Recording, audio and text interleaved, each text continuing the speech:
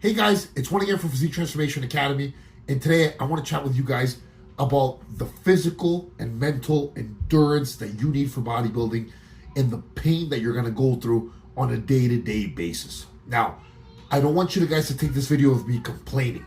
It's just showing you the reality of what it's like to be a competitive bodybuilder at a high level and getting really, really big. This doesn't apply so much to bikini competitors or natural athletes, just because they're never going to get to the point where they have so much muscle mass or so much strength where these things are going to affect them. When you're a bodybuilder, I've been doing this for about 10 years competitively, 15 years of training. I went from 140 pounds with absolutely zero muscle, and right now I'm nearly in contest condition at about 238 pounds. And one thing I can tell you is that if you would have told me 15 years ago when I started this whole journey, hey, listen, this is exactly what you're going to go through. This is how much discomfort you're going to be on in a daily basis, I would have really second guessed myself as to if I was willing to do this or not. Now, the beauty of it is that it's something that's just happened gradually through time, and you want that physique, you want that competitive edge so bad that you're willing to do whatever it takes to get there. So let's talk about the mental aspect first. There is no room for error if you want to be a good competitive bodybuilder. And that's the approach that I take.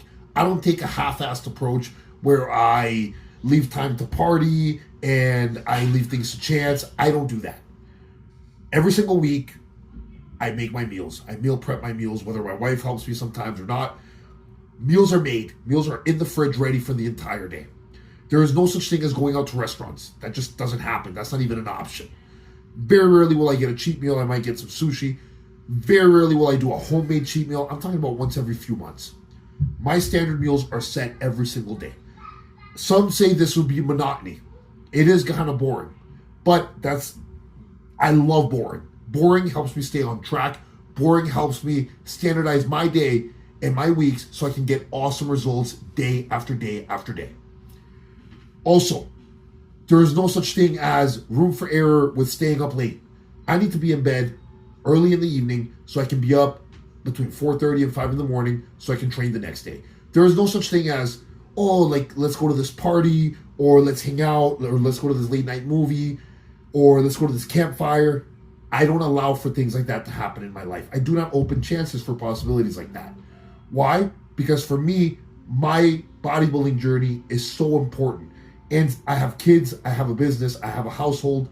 And with all these things, I need to be able to schedule my bodybuilding along with all these other important priorities in my life so that I too can function at a high capacity with all these things and get enough sleep to recover from my training and to be at the best that I can possibly be for those other activities that I have.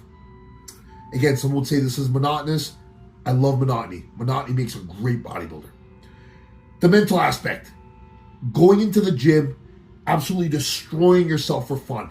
When the pain and the burn in the muscle starts coming on, that's when you know you're starting to reach that threshold between not getting your body to change at all and demanding for your body to put on muscle and lose body fat. Doing this day after day after day.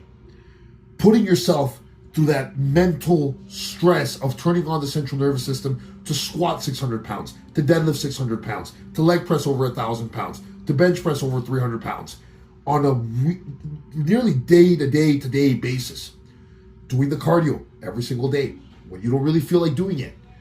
Getting your steps in for the day when you don't feel like getting them in.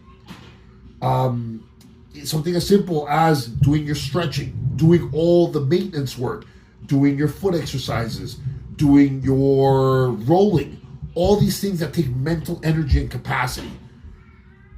You are like a monk. You have a set of routines and habits that are going to set you up to be of great success. Now let's talk about the physical aspect, the physical uncomfortableness. Something always hurts. We're at a very high level when it comes to strength and performance. Again, some of those numbers I mentioned there, I'm hitting every week. Something's always sore. I'm not talking about injuries. Your knees, they're going to feel it. Your elbows, your hips, your back. There's always something that's sore or in a little bit of pain. Something as simple as tying your shoes sometimes when you're in the off season. Not fun. Getting out of bed, moving around, doing chores. It just feels like an absolute chore and extra effort. But again, this is something I chose to do and I love to do it. So it just feels like a lot of extra effort. When I'm much lighter, it's a lot easier to move around, to touch your toes, to get by in your day-to-day. But when you're in the off season trying to put on some size, you feel a lot, everything just feels a lot harder to do. From the moment you get out of bed, you almost want to start resting as soon as you can. But you can't allow yourself to do that because you have your daily responsibilities to get done. Also, when you train so intensely with heavy weights, there is always that risk of injury. Whenever you go in the gym, you're always thinking, okay, I pray before my sets.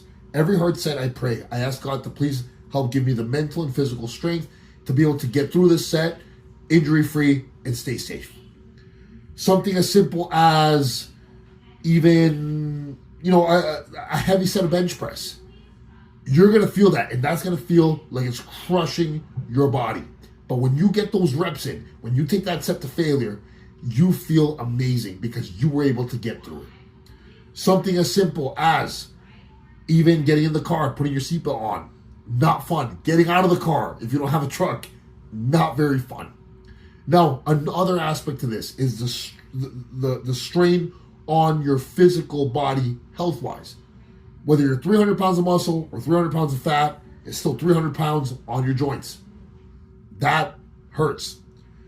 Also, you got to watch things like your heart rate. Even though we do cardio, even though we take our supplements and we eat healthy, our heart still has to beat for a big person that's technically on the obese scale. Your blood pressure, got to be on top of that because you're still very heavy. So you have to be taking those things into account. Super high amounts of food. You got to watch your blood sugar. Why? Because you're getting a high amount of carbs in. Your kidneys, your liver, all of these organs are still getting strained to just the sheer amount of food you're eating. So a lot of times people like to put the blame on anabolics or PEDs for, that's why bodybuilders get sick because of steroids. In my opinion, it's not so much the steroids. The steroids don't kill people by any means. I think it's the lifestyle that comes around bodybuilding with just being a very heavy, large person that can, in the long term, bring on some health detriments. Now, if you're not paying attention to your health markers, this could very well be true. Obviously, if you're smart about it, if you are paying attention to your health markers, if you're doing things like eating healthy, doing your cardio, taking your vitamins, taking your nutritional health supplements, you can mitigate a lot of these risks. So guys, at the end of the day, let's talk about the social aspect. The social aspect of this whole thing. You're going to lose a lot of friends. I can promise you that. Why? Because you're not going to be very available anymore. You got a lot going on in your life. I have my personal responsibilities and I have my bodybuilding, which is a full-time job on its side. Again, your friends that want to go out to the bar, want to hang out, want to go out to restaurants, it's just not a possibility. Like, I just don't do that. So even though those friends might still be there for you from time to time, your social life is going to take a big hit on that. But you know what? To somebody like me, that's okay. I prioritize my family, my bodybuilding, God, and my work, not necessarily hanging out with friends. So in conclusion, guys, all of you who say you want to be a big bodybuilder, you're willing to do whatever it takes, this is the price to it. Daily uncomfortableness. And the sooner you can recognize that and embrace that and almost enjoy that, the better the bodybuilder you will be. Whether competitively or not, that's the price that you're going to pay. Daily uncomfortableness. But you know what? This daily uncomfortableness will transfer into building you up so tough mentally that it's not even going to phase you, and nothing in life will phase you, because the lessons you learn in bodybuilding, if you apply them to your regular life, you can achieve anything you set your mind to. So guys, I hope that helped give you an insight into what it's like to be a bodybuilder. Let me know if you have any questions at all. And if I can help you with anything, never hesitate to reach out to physiqueacademy@gmail.com. You can always apply to the coaching program there. Stay tuned for more great updates.